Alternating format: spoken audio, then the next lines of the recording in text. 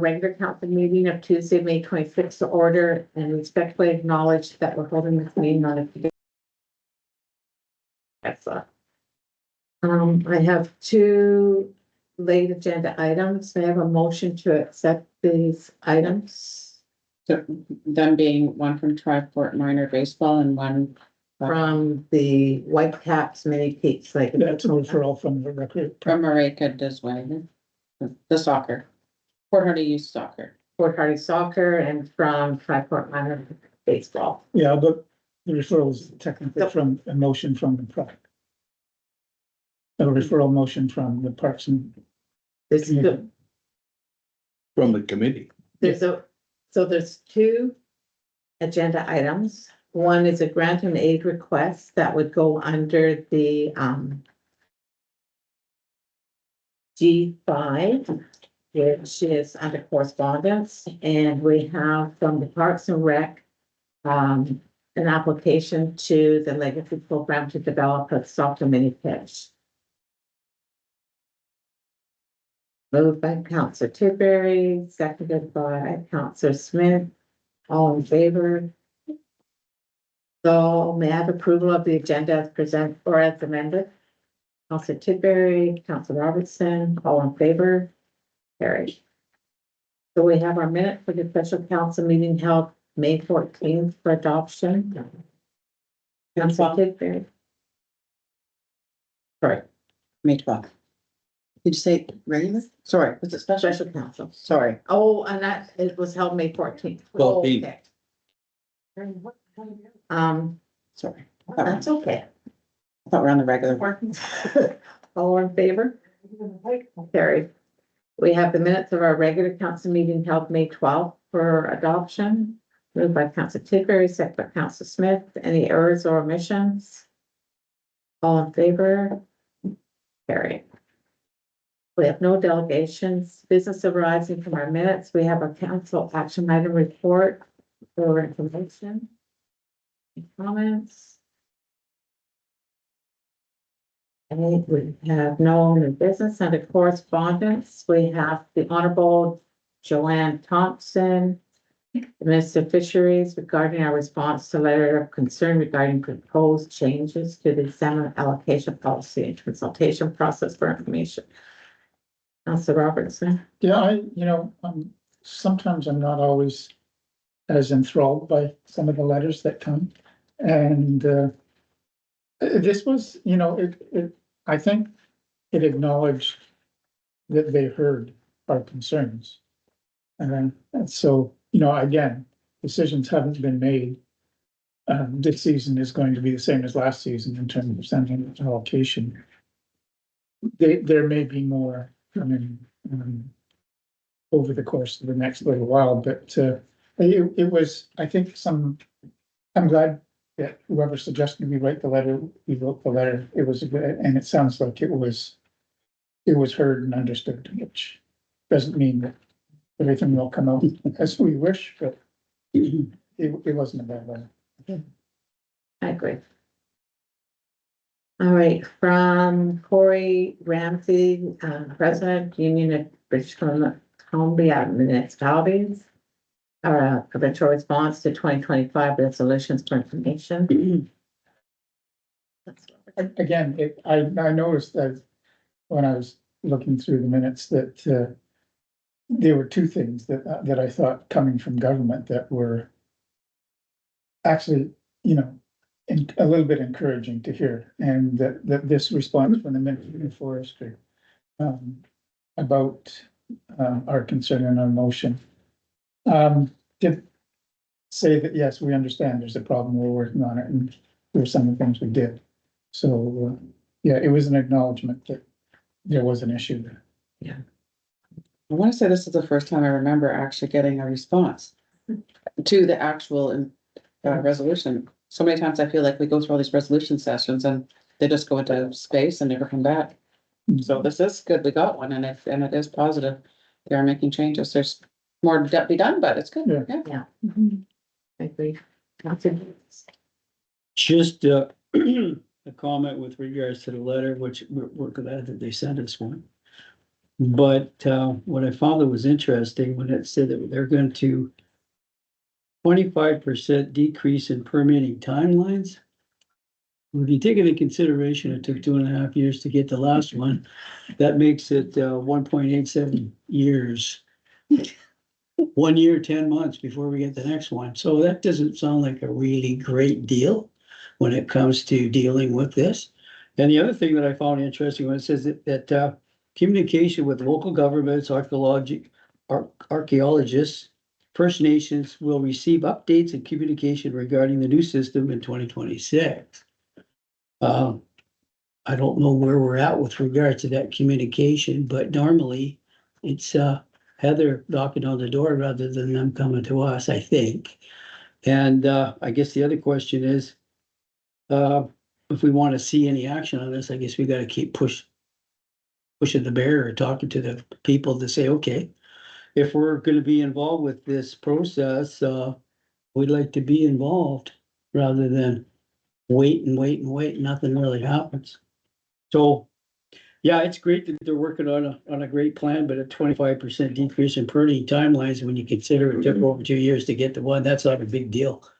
That's just Good point. it's getting close, but it's a long ways. And I think what was important that with this legislation, this new transformation project, is that knowing that the support that we have from the COG youth with regards to this, and it was even an issue that Chief Hereditary Chief David Knox had mentioned, that he said that he thought it was ridiculous on their part, is that we're in this process, they should be the primary people to deal with on their traditional territory with regards to archaeological stuff. It's their history. That's right. And why aren't they more involved with regards to this, allowing us to do whatever we do? If we run into minimum, there's going to be an issue. Okay, then you bring the proper people in to do it. But a lot of these situations that we've been dealing with, there's nothing there. I mean, that business out at the curling rink was a complete joke. That was used to be a drainage pond. They got the gravel from across the pit, they filled up the hole. There was no chance there was anything going to be there. And if it was there when they built the arena or whatever way back, or it was, put it this way, long one, unfortunately. But those situations when it's a high risk area, okay, I can see where they're going, but a lot of these areas that they're talking about, the risk is minimal. But and the process just takes forever. And one thing I did like about the letter, they said that, what did they say? They increased their staff. Because I guess they were really short before, but now they got the people in it. I don't know. If they get all those extra people and they only can make the 25% improvement, I don't know whether that was the best, money spent, but whatever. My 2 bits, but Thank you. I'm wondering if we do have a meeting with the Minister of Forests, we could add some of those comments into our meeting. Because we know so much of our town is in the arts.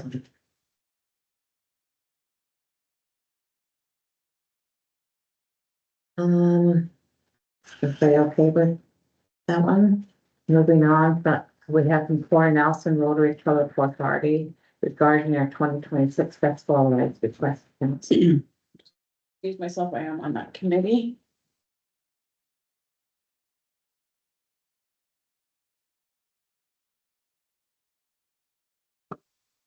So I just have to say how much I appreciate getting noticed so quick or so Yeah. early in the year. So it's fantastic and it's, well, I'm gonna make the motion that we do this. I'll second that. Okay, any comments? Councilor Dugas? yeah, just one. I mean, this is just fantastic for the community Yeah. and all the work that they've done. I guess I just have 2 comments with regards to, and I know that our staff will deal with that, but the manning of the barricades by volunteers that's very important. Yeah. To make sure the traffic doesn't drive through, because we've had it in Palomie days where nobody was there and somebody just moved the barricade and drove right through, created some issues. I guess the other question I had is, where's the logistics with regards to this gaming camera they're talking about I don't understand. putting up? Well, there's so much vandalism that's gone on down there. I guess, talking to some of the people that were involved there last year, they said it was tremendous amount of vandalism. And there was lights being stolen and whatever else. So that kind of a thing is kind of interesting, but when you start talking about privacy, individual privacy in a community, putting up a camera, there might be some logistics that have to be dealt with to do that. I don't know how they do that. Whether they have to go through the RCMP or what, I'm not sure. Yeah. So, As long as the cameras are only used for enforcement purposes only, so similar to our cameras, we don't go and watch the footage to find out what happened in the park that night. We only look at the footage if there's an incident that happens and we have to find out who might have done it, because it might lead to a criminal charge. Same thing with the gaming cameras, they shouldn't be using them to just like watch people. And my understanding is the gaming cameras aren't attached to a phone. No, Anyways, they're not- they're all internal. Exactly, Good so they're only advantage. gonna look at them when they go forward, but ultimately, from our perspective and a freedom of information, as long as we know who is going to be looking after that, then, and we put up some signage, then we're good to go. yeah, with regard to the privacy part of it, you know, if you put a gaming camera up, whoever puts a gaming camera up, they're responsible for the camera and they would be ultimately And we can. taking care of that to make sure that that's all dealt with, because it records everything. I mean, you might, so when you're looking at it, you're trying to figure out who does what, you're seeing everything. So that privacy is very important with regards to how that's being dealt with. Nobody wants to get caught somewhere along the line that's gonna be an issue. I think it's a great idea because there's been so many problems down there. I mean, that's terrible that we have people in our community that go and do stuff like that. It's just unacceptable. I guess that's, So there's nothing in there about insurance. Oh, we'll tell them. Okay, but there's nothing in the letter about insurance, right? I didn't see it. But there's a official form that they have to fill out. I get that, but there's nothing in the letter about insurance. And when Blomy Days put there, it said that there was something about insurance in there too, so. But the volunteers, and I know last year there was a big issue with the parade and volunteers manning the barricades Mhm. during the parade, and there was some real challenges. And again, they don't have anything in there about who's gonna man the barricades. I think we need to be really clear that there needs to be people at the barricades, not just barricades put up. yeah.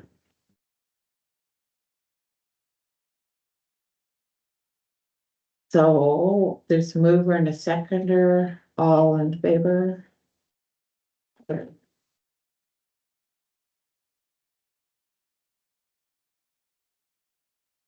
Thanks.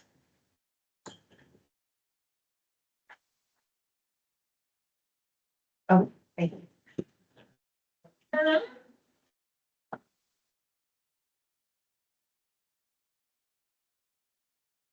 So we have from Misty Rose, President, Triport Pride, regarding park use requests to council for Midsummer Night's Dream Dance event. Yeah, it sounds like a great party. Yeah, we haven't had anything out there for years. Yeah. It's great. Great to use the park and do this.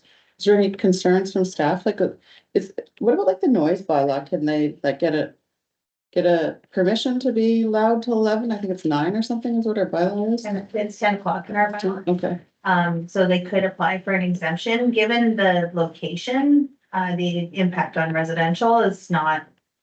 Pretty Not minimal. as, like, it's not like it was down at your park, for instance. But one of the things that we've actually talked about, staff wise, is this is technically a private party. And we don't have any fees except for the commercial use fee for using our parks for something that isn't a community event, because this is a private ticketed event. That those were some things that we talked about. Now they're using our bathrooms, they're using our garbage cans, they're gonna expect that we leave the bathrooms open until a certain time, and we don't have a fee that would accompany that to be able to cover that off, because our bathrooms are closed at dusk. So they would be closed at 10:30. Not 10:30, 9:30 at night, roughly. I think we have a time that sets off at 9:30. I can't remember exactly what it is, so they'll want them open later, which means I will have to pay somebody to go out there to deal with that. So just some things for council to consider, that if we're doing requests like these, we might want to look at adding something into our fees and charges if we're gonna do private events, so.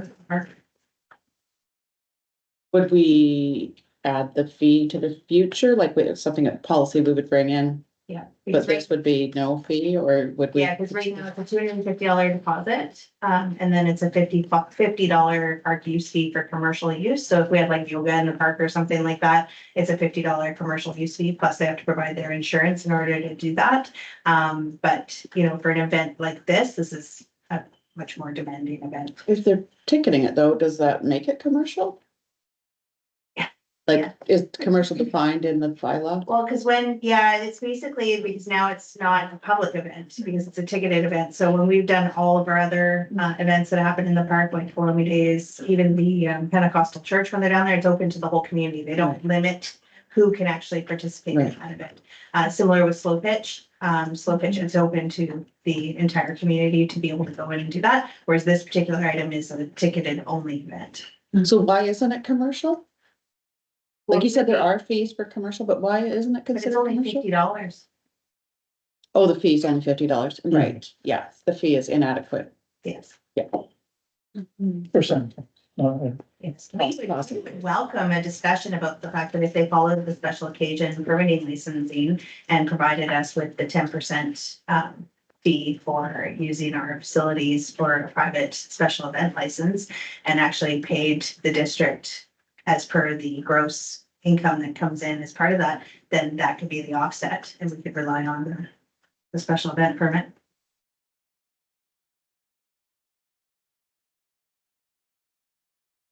But that would have to be, I don't understand, that would have to be written into it. So our policy currently does say that they're supposed to give us a kickback for using our park for a special event. Oh, So $50 plus 10%? $50 plus the 10%. Well, that kind of makes sense, I think. so could, what we, assuming this is approved, not suggest, or could we not just suggest that they do that? Suggest or require? Well, we can require it, but I'm also just thinking in terms of, like, if, let's say they only sell wine coolers and they sell like 10 of them and we get $5, does that cover the cost of washroom facilities? Yeah, you should have a set figure. Yeah, we should. So I'm just saying, in For terms of going future. for the future, we should look at a fee, Yeah. fee setting back on that. So it pays for the staff. I would motion to approve.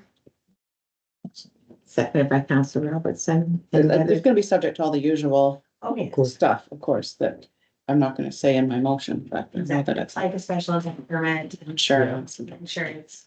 That was my question about the special event. And I'm assuming August 1st is okay. At this point in time, it is. All right, all in favor? Any opposed? Carried. Under H, we have the, We have G. Wasn't it G5? G5. G5, sorry. G5, that's right. The, Lake Grant and Aid request from Tri Point Minor Baseball. Which this looks like an amazing camp, and they're looking for a grant and aid, or Lake Grant and Aid of $1,000. Do we have any money left in our grant and aid? No. We have many left in our company. Yeah. We haven't had any sporting groups come forward at this point. So I'll make that motion. Oh, sorry. Moved by Councilor Tipper, seconded by Councilor Dorward. Questions, comments? Looks good. It looks great. Yeah, it Thanks does. for bringing it here. Yeah, all in favor? Carried. It was here last year, right across the parking lot for the district party.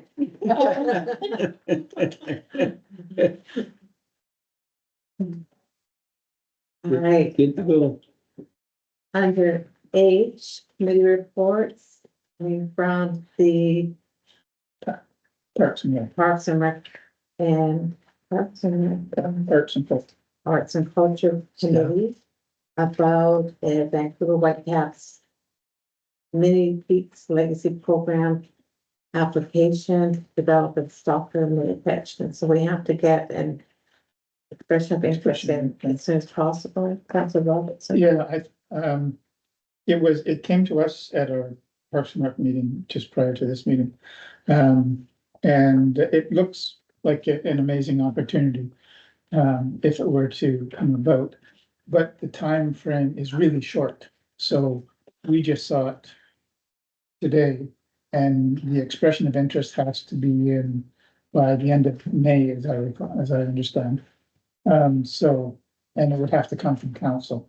So that's why it's here. There's a few steps along the way, and this is the first one to get an expression of interest in.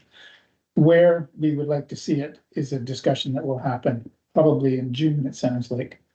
But it's the, thank you to the folks that brought it forward, and it would be great if it went in. But the first step is to get the expression of interest in, and so that's what this is right now. And there's a link. I don't know if we can provide the link somewhere along the way for people to have a look. Yes. So quite interesting, it's quite.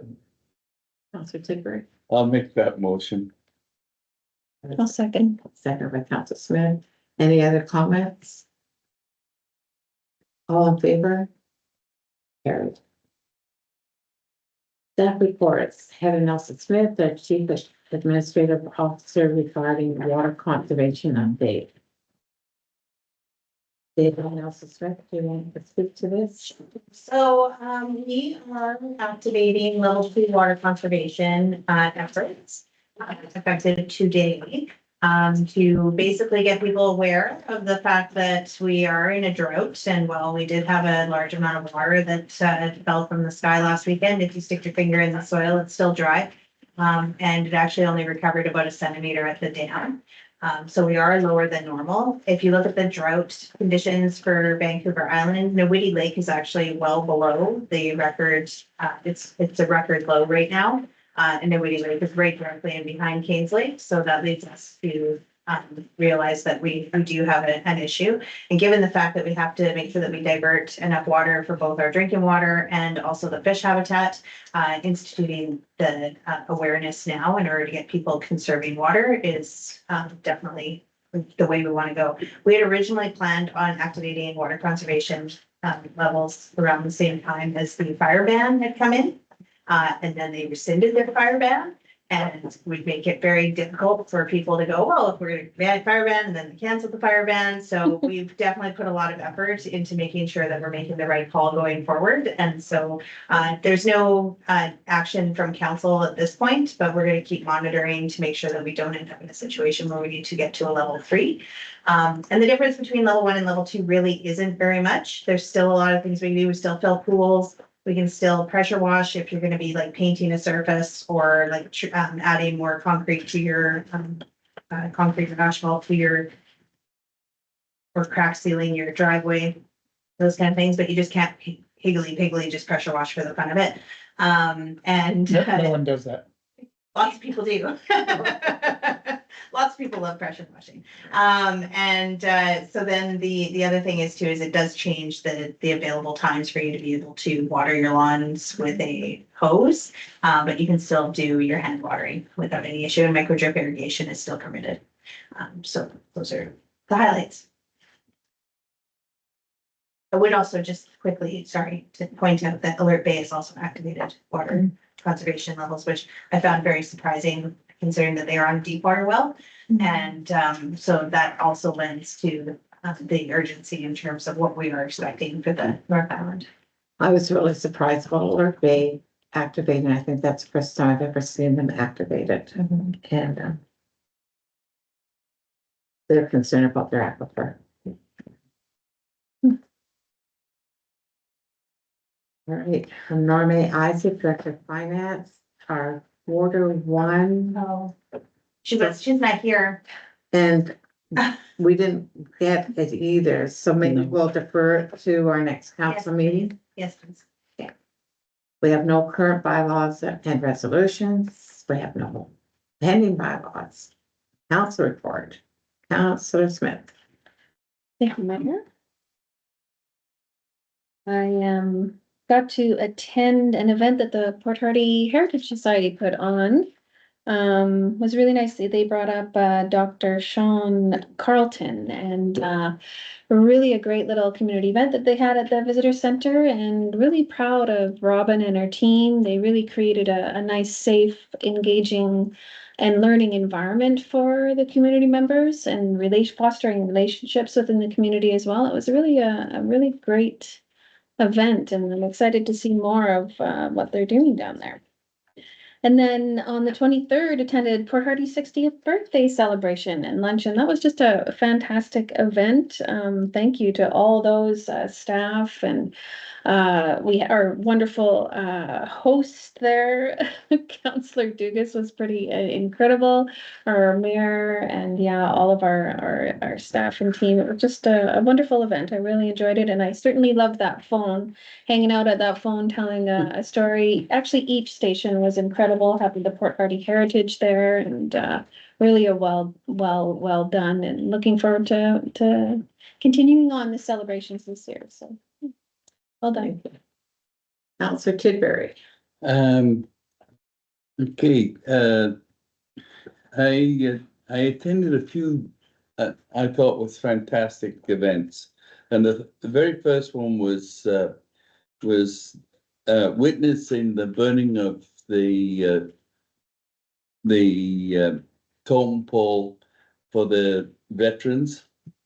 That I got a little emotional on that because I thought it was such a tribute to the vets that the pole was erected for, and the ceremony of how, and it was the first time I've ever seen anything like that, and so I was really impressed with that. The next day I was at Seven Hills, and we did a workshop on the 5-year plan for the tourism. And then the other great event that I attended was the 60th birthday at the Civic Center. And I enjoyed that, and I enjoyed the logger that was there, and the other. I thought it was a hobo at first, but he wasn't. He was He was a logger, fisherman, miner. all in one. So I thoroughly enjoyed, and my hat's off to that individual that was the logger and thing. I thought he did a fantastic job, as well as the staff. Oh. I liked the entrance area as we came in. That was fantastic, and it was I thought it was well attended. That's me. To do this. Thank you, Mayor. Yeah, I had an opportunity to go to a few meetings. I didn't get to the burning part of the poll, but I was at the blessing at the cenotaph, and that was really well done. Really good turnout. It was the stories that Calvin Hunt and Maria Day donating that pole. That was pretty cool. And what's great about it is once they get the replacement of that pole, from what I can understand, it's going to come up this way to our hall, and be kind of like a pole in recognition of our partnerships with the Hull Youth. And not only that, would be like it's a welcoming to our municipal hall. And that's one of the things we've been missing here. I think with regards to that, we don't have anything here that in our chamber here that actually exemplifies that we're together on this in this area, and it's their land. So I think that's very important. I was also at that meeting that John was at, with VIT meeting with regards to our strategic plan for 5 years.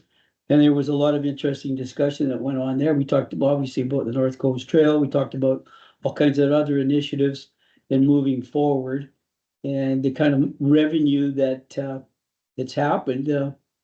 It's hard to believe that the MRDT in 2025 collected $528,000. That's amazing amount of money. I know it gets split up into different organizations, but it just shows that tourism is growing up here, and we're really excited about the possibilities moving forward. And also, we want to try to work harder on the shoulder seasons, right? And one of the other things that was talked about, obviously, with BC ferries and what's happening with that, with the, the ferries are slowing down because of the marine life and, the whales primarily.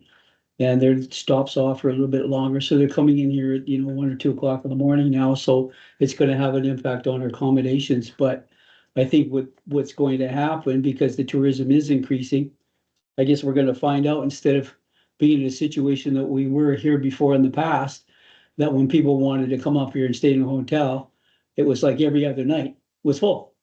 So they didn't have any opportunity to get accommodations, so maybe now they are. So maybe there won't be the impact as what we're expecting because of the ferries. Maybe it's gonna open it up for other people to come here and stay longer. So, there's a positive in that too, hopefully. We'll see where that all goes. The road up there is obviously an issue, but that signage that we talked about, that we would like to put up at the beginning of the Holbrook Road there to let everybody know that, this is a locking road and you gotta be precautions and you gotta do some things, they were mentioning that somebody said there that, I think it was Callum mentioned, he said, yeah, we were going up there and, a person was in Holbrook with a Tesla. And he was looking for a charging station. Guess what? There isn't any there in Holbrook. And he had to get a tow truck to come up and load him up and take him back into Hardy. And that's not the first person that's gone up there in a sports car or whatever and had issues. And he said that he went in there and a guy was coming out. Yeah, he had 4 flat tires. Sitting on the road, 4 flat tires. And he said he had a kit. And he said had that foam stuff that, that you can put in there. And he had one of those chargers that you can have in your car to hook into your cigarette lighter that will give you so you can put a pump, so you can pump your tires up. So he gave the guy the foam and he sold the guy his tire pump thing. And he said the guy going in had to stop every 15 minutes and pump his tires up to make it into Port Hardy. Because people are going up there, they're not prepared. And then obviously the other big thing that John, we'd been mentioned was regard to garbage, right? What you take in, you take out, right? Don't go up there and leave it there. And people just aren't prepared. So I think that signage is gonna be great when we could get it up there to tell people that, yeah, be prepared. And but when you get to the park, yeah, it is a walk in the park. It's beautiful, but it's a journey in itself to get there. So be prepared for that.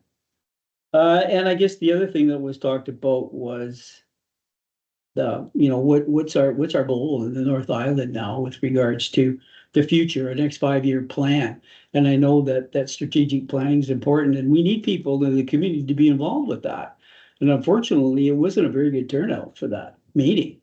There was a few people there, obviously. I think there was only about 8 of us. It was small. And, you're not getting a good cross-section of people there to talk about what they'd like to see moving forward, because there's all kinds of different options. And I think that we really need that, to have that. The next one is for strategic themes. It's going to be at the Community Future, so it's going to be on June the 3rd. So that's an opportunity for people in the community to be there and to be a part of that. Obviously, it's important. I mean, that's our future, right?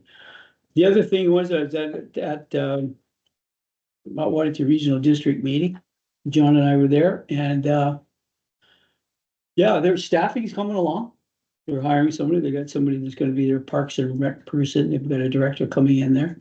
It's been a real challenge with them, obviously, and they can see that in their parks, the bookings for their parks are way up. Quatsi campsites bookings are way up, so they're still working with some issues with regards to operational concerns there, but it looks like it's going to be a busy season all the way around. And I think that what everybody's more concerned about than anything was already brought up from staff was the conditions, the weather conditions, right? The dryness, that everybody's got to be very cautious about what's happening. The 60th birthday party was awesome. The staff did a fantastic job. everybody that was involved. Belen really did a great job there, getting everybody organized. Obviously, it was great.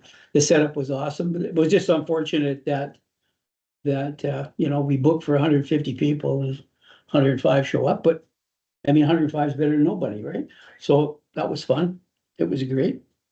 We had a meeting today at Stewardship Center, at the Quatsi Hatchery on the Salish soil meeting.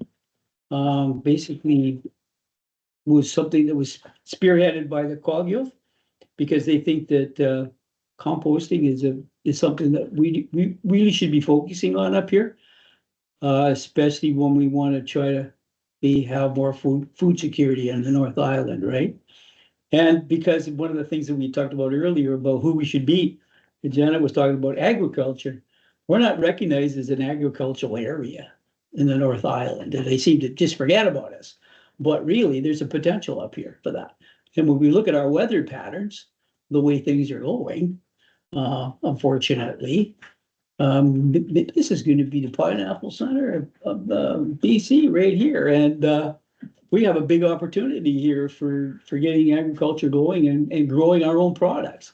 One of the things that was mentioned, and unfortunately Pat wasn't there at the beginning, but we had talked about that there was a truck that was coming up to Save On Foods last week that I was told that unfortunately went off the road. And in that whole situation, they couldn't get the product to Port Hardy because they missed that one day. The produce in the store was almost gone in one day. Wow. So that doesn't make us look very food secure in the North Island when you get a truck that can't get up here in one day and all of a sudden your produce has almost disappeared off the shelf. So we need to take that seriously about what we can do.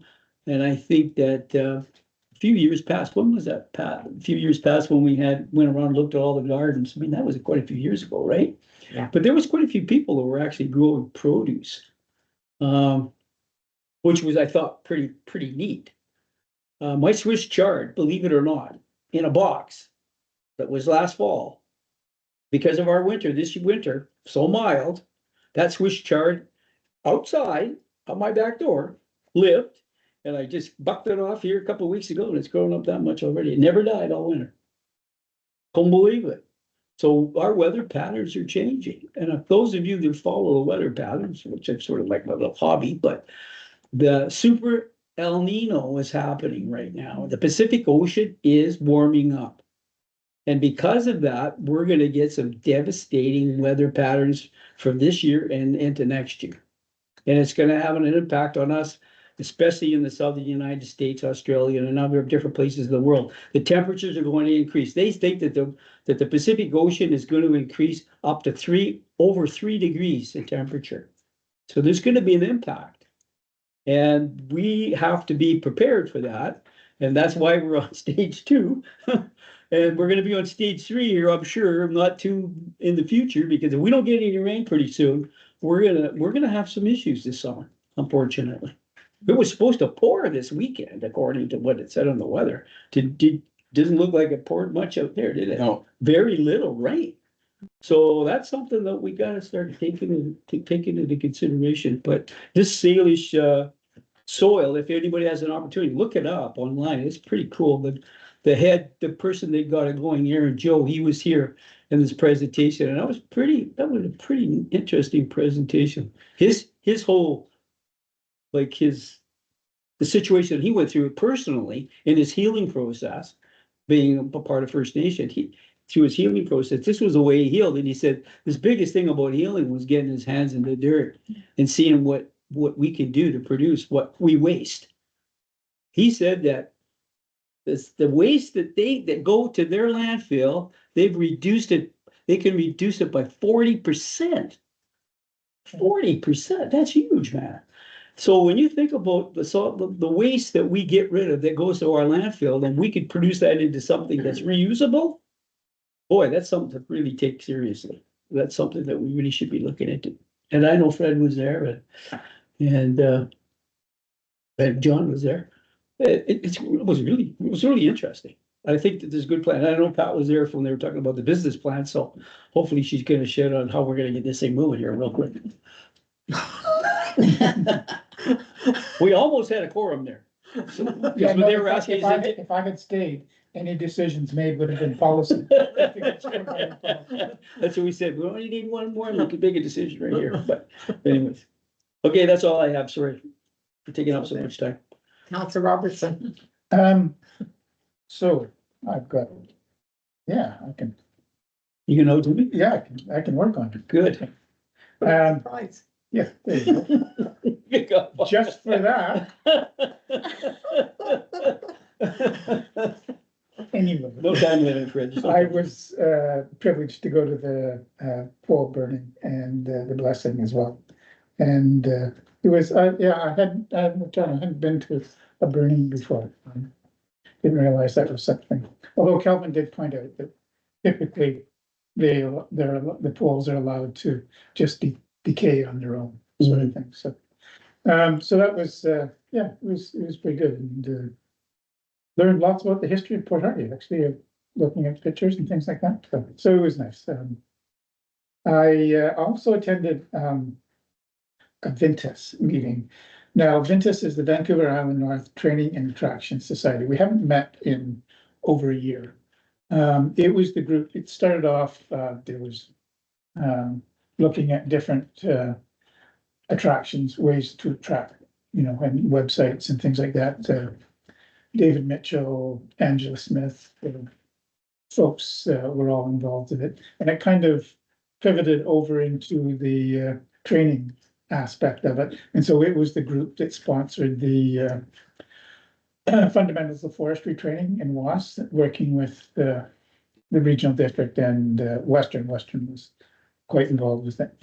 That has since, they went through 3, I think, training courses with Festival Foundation. So that hasn't happened in a while. The demand seemed to have changed. Although Western actually, one of the Western folks who was at the meeting saying they quite appreciated the folks that had come out of that training program when they did hire them, because they were ready to go. So anyway, so the question was, without the training anymore, without the fundamentals, is there an area for Ventas to continue on? Because we don't want to duplicate anything happening with tourism committees or anything like that. So there was some discussion about different opportunities that we might pursue. And so I think Pat English is putting together some of the things that we talked about at the meeting. And it will be coming to a regional district meeting near you at some point. And so just about, it's still not clear whether we will continue, whether the group will continue, but I think there is a possibility of things that it can do. So anyway, that's out there and possibly going ahead, but it will go to the RD. It was a pre-chair of the RD as well. I was also able to get to the 60th birthday party, and thank you for all the people who organized it. That was a lot of work. Thank you very much. And both Pat and our MC, who did wonderful. Nice talk and good job. So it was just fun to go there and seeing. I mean, I'm the newbie here. We came in came in '89, and so my neighbor was there, and all sorts, and just hearing about the families that were all there. And I was also able to go to the presentation from Aaron Joel and Oliver Brown. Well, anyway, about the Salish Soils venture in Seashelt with the Seashelt band, and it was truly inspiring, to be quite honest. It was interesting, and as Aaron Joe said, it was the face of reconciliation. This is the partnerships with the communities. This is how reconciliation works. This is, it benefits. There's benefits for the band, there's benefits for the elders, there's benefits for the communities involved. It's just a whole lot of wins along the way. So, and all sorts of people there, I think, appreciated that and could see how it could apply in the North Island. And that was going to be discussed and how to focus that energy in putting together the business plan, which I wasn't there for, but I know Pat was there for, the mayor was there for, and so I'm looking forward to seeing what comes out of that. And I think it's a big opportunity for our council to work with the Quaggas and just benefit the community too, because Dennis is right. I mean, if you can reduce what's going into the landfill they're doing it by 42%, that's amazing. That's huge. Yeah. So anyway, that's it was good to go. I'm glad I went. So Oliver James. James. James, that's the last name. Yeah. I also attended the poll, the Veterans Memorial Poll, Cenotaph Poll burning, and yeah, it is apparently quite a rare event that they burn them, so it was interesting actually even hearing from the other folks from the Quagga Nation out there that they hadn't seen one either, so that was interesting, and then the blessing was really nice as well. I attended the birthday party, which right from the big details to the fine details, it was so well put together. There's so many little features that some I didn't even discover, like the telephone, but so many aspects to it, really super well thought out, super well executed, and thank you to everyone who had a part in there, and thank you for the entertainment council did this. It was good. Appreciated that. And then I'm looking forward to the Hardy Hustle on Sunday. Mhm. This Sunday? Yeah. Yeah. Have you got an email? about- Yeah, I did that. I know, I have to ask where. Marketable. where- So- where- Just Well, ask listen, Hardy well, Hustle. I don't really know what Well, was listen, listening to. That's what you're asking. That's what he was asking. We'll find it out for you. Oh, No, I saw him now, I still don't know what I'm gonna take a picture of them my way by. So is it right at the intersection with Market Street? I'm not sure. I'll ask Sarah. That's why I was gonna ask you. Okay, It is, though, it is. It goes down Wallington. and they're coming up and then send them off to Robertson. Yeah. Just another No, note other way. before No, You're getting them Tuesday. on the coming home, Oh, you're the coming home. Oh, I think. I think you're no, right. I think, No, on the I way thought out it goes. I'll look at the email again. I thought it was sending them to Robert Scott. You can. Down the hill, they go down. Constitute. Just before I forget that on Saturday, the 30th is the Port McNeil's 60th birthday party. It's just to make note that anybody that would be able to attend that, they're having their 60th party. I think they're just having something downtown, aren't they? Yeah, they're having a community barbecue Community down at the barbecue. baseball field, I think it's. Over by the community center, yeah. That's this coming Saturday. So I just didn't want to forget. That was mentioned at our RD meeting. That's it for me. Okay, thank you. All right, so I too went to the burning of the pole and the blessing and hearing what Calvin was saying about the burning of the pole, because he had gotten a bit of pushback from different community members too about burning of the pole, because most people know when it falls, it goes back to the ground and back to Mother Earth. And it's because it was erected, he said, on the district of Port Hardy land and didn't feel like it should fall on the ground. It should be burnt, and it was pretty impressive how they did it. And as Councillor Dorwood said, when we were standing there watching the pole burn, the feet were the last to burn. Yeah. Yeah, that was pretty interesting. And Councillor Robertson mentioned about looking at the pictures. Marie, Calvin's wife, had a handful, like a whole bunch of pictures of over the years, and it was pretty interesting looking at all these pictures and the history. It was very, very interesting. And then the blessing was, it was special. Mhm. And, Yeah, it was very nice. having Chief Hunt put that pole up and making sure that we have a pole down there once the other one like, literally was falling apart was very generous of him. Birthday luncheon. Thank you to Balin Becker, CAO Nelson Smith, our manager of corporate services, Louisa Louisa Dukas. Twice now, Louisa. Well, see, it sort Yeah. of fits with the name. Yeah. And all the people working behind the scenes, just simply amazing.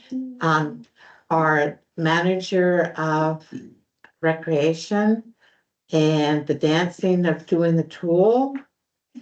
All the hard work that everybody did to make it such a success. Our MC, Counselor Dugas, AKA minor logger fisherman, Loamy boy. Loamy I boy. thought it was his son on the stage when I saw him come out. You should wear that outfit, makes you look really young. And the hair. The hair helps. His sons are way taller. Yeah. Oh, yeah, way taller. I just thought everything went so smoothly. The food was excellent. And just visiting with the various people that were there, both at the luncheon and then after at the open house, it was very special and well done. So thank you. Let's see, I had a call from a citizen saying on December 2nd, which is a ways away, that we are having a visitor from Japan, and going to our local dojo. I'm not sure if he's a sensei but He's a Sheehan, like he's he's high up. very high up. It's quite the honor that he's coming to Port Hardy. So just heads up that this is gonna be happening on December 2nd, very rare. And, Wow. yeah, so it's gonna be, hopefully it goes smoothly, then it comes over, the weather holds out, everything works the way it's supposed to, but yeah, so that'll be happening on December 2nd. I went to a meeting this morning with Island Health and they're doing a bit of an accreditation, so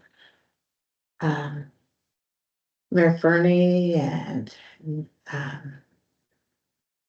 Dennis, the mayor of Alert Bay, as well as Kelly Speck from the Numbies and who else was there?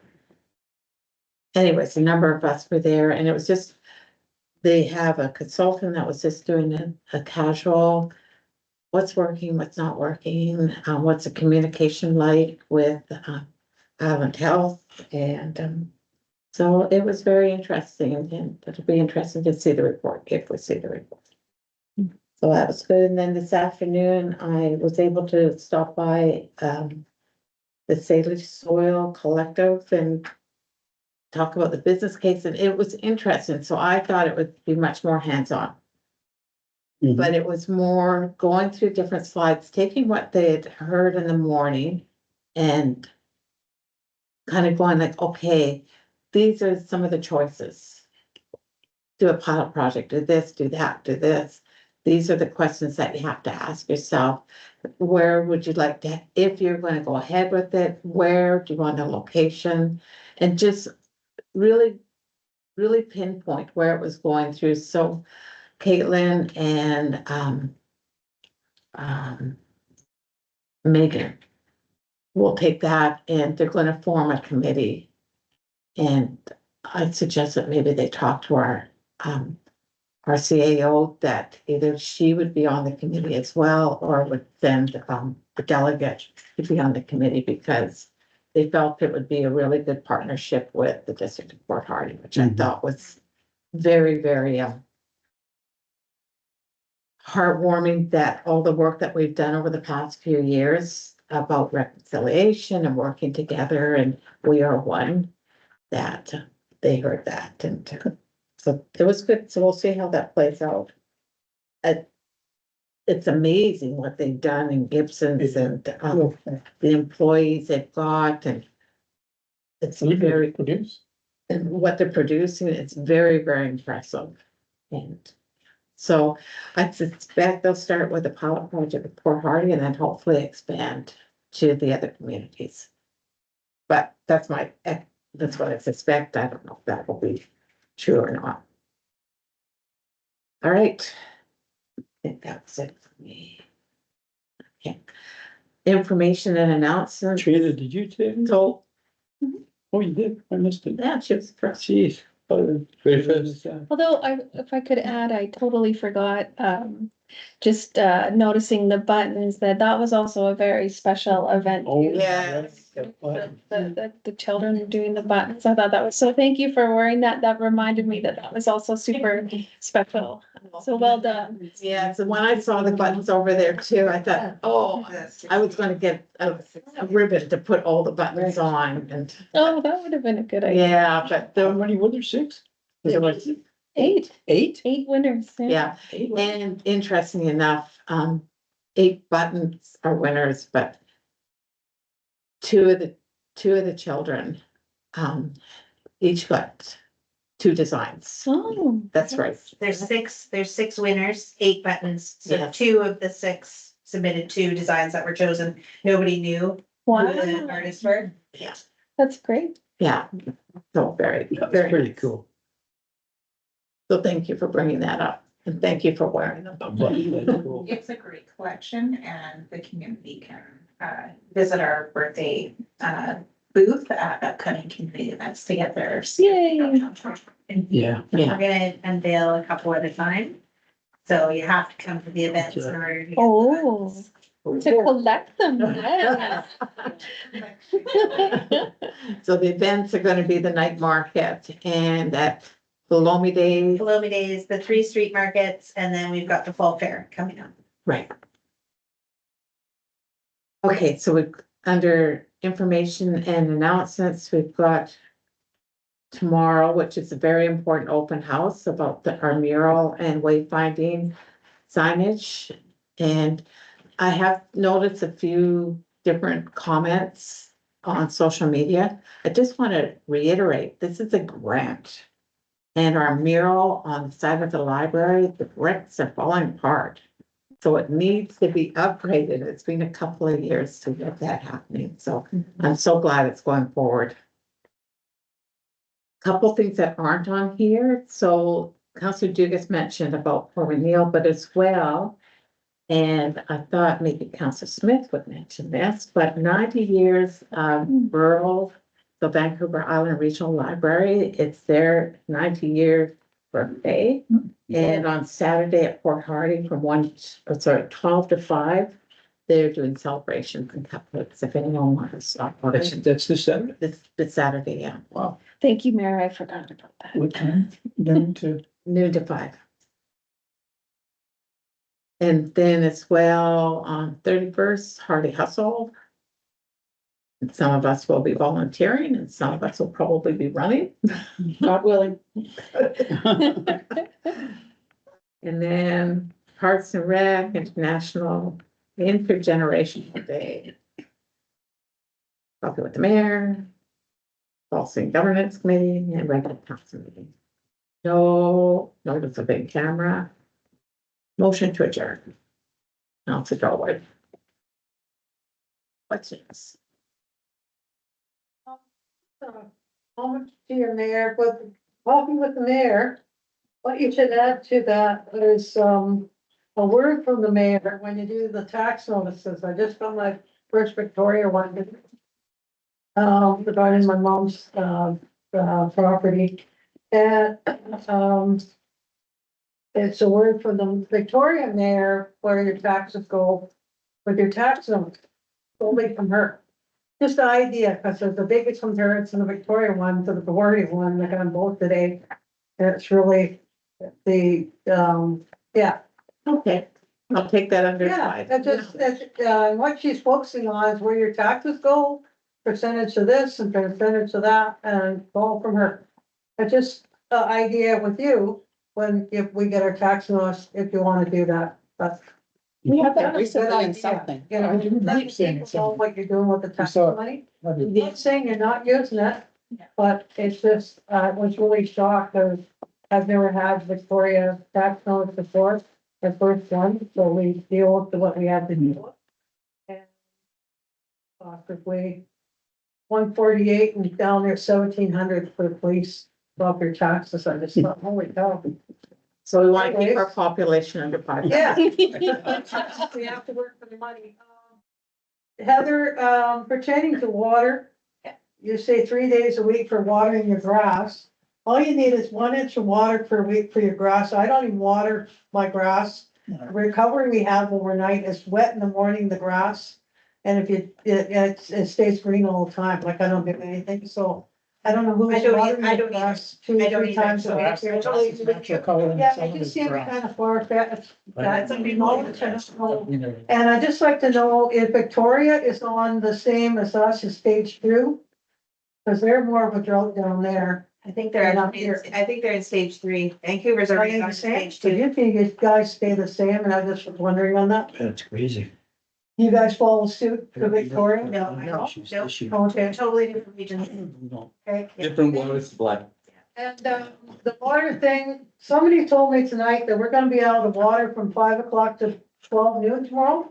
Certain areas. Just certain areas or the whole town? No, just a small portion of the street. Okay, but the way it come across to me, they were saying the whole town, but from 5 o'clock tomorrow to 12 noon and all. Never heard anything on that one. The loggers need a copy. We would have found out, we would have been notified if you were affected. Yeah, so they got it wrong. Okay, yeah, just want verification on that. Okay, yeah, no problem, I'm done. Thank you. Thanks, Tammy. Currently Victoria is on stage 1, water instruments. Yeah, I have a question. I'm not clear on what you were talking about with the collaboration with the, you say the reduction that they've had at Quadrant Band with, is it for, it was a composting thing, a reduction? And it's a total composting thing that they're doing down there that they're gonna invite us to join in, or? No. It's all in the very early stages. And so it is a composting project that they're looking at doing. And they're hoping to divert some of the food waste from 7 Mile. And But it's very, very, very preliminary stage. And they brought the people up who have a successful operation down in Seashell, just to present Okay. to folks up in the North Island as to what they're doing, how they got there. Yes, You know, if we, they're online, it's really remarkable what the. Salish stuff. Soil. Yeah, same. And so they're willing to work with the Quail in order to impart their knowledge. So all their lessons that they've learned, they can help the Quail out so that they don't have to end up redoing things.